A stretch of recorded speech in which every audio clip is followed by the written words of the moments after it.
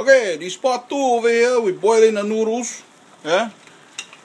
You gotta boil them for like about 5 minutes to maybe 8 minutes. Yeah, normally with the kind long rice, you just soak a bit of water and stuff, but now we're gonna cook them because I'm gonna make them different. Small kind different. But now we boil the noodles. Buy a couple packages of the Korean kind. Yeah, the Korean kind. Little bit different the color. No look like that kind rice kind, because I think not made with rice. But made with sweet potato. But anyway, we went ahead and prepped all the stuff. Okay, get the pork. We can chop up some carrots. You can julienne them if you like. And you know, for those people who are cook fanatics, yeah, look, that's Bozu style julienne. Okay, I don't go for the smoke kind. That's grill kind that.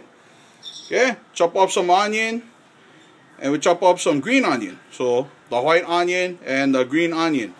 But the green onion not going into last because that burger gonna cook down. Okay, so we cook these two together. We're gonna cook them together. And I'm gonna show you how to cook them in a little while. Stay tuned.